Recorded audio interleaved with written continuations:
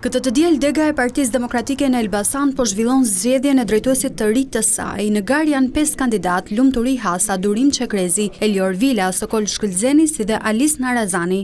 Por teksa ky proces shihet si vendimtar për të ardhmen e degës në këtë qytet, antarët po përballen me heqjen e emrit të tyre nga listat e antarësisë. Doris Madhi, aktualisht drejtuese e grupit të këshilltarëve të opozitës në Këshillin Bashkiak të Elbasanit, thotë se është hequr nga lista pas një njoftim. Fatkeqësisht konstatoj në pozicionin që kam si antar e Këshillit Bashkiak dhe drejtuese aktuale e grupit në Këshillin Bashkiak, që emri im nuk është në listat e antarësisë së Partisë Demokratike. Përpos faktit që unë jam e pajisur me tesërën e antarësisë tashmë prej vitesh, prej gati 8 vitesh, në një bisedë që pata me drejtuesin politik dhe të deleguarin për procesin, mu komunikua pikërisht sot, jashtë atyre që janë afatet ligjore dhe sigurisht edhe ai kodi njerëzor, që ka pasur një vendim dhe një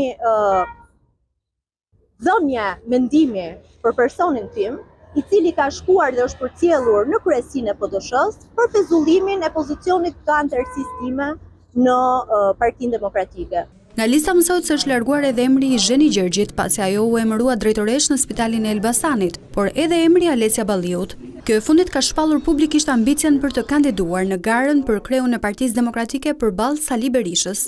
Kjo valë përjashtimesh vjen vetëm disa ditë pasi PD-ja përjashtoi si këshilltar të saj në Këshillin Bashkiak të Durrësit Dritan Burgiën dhe Arlind Boshkun, pasi këto të fundit mbështeten lëvizjen e Ervin Salianjit.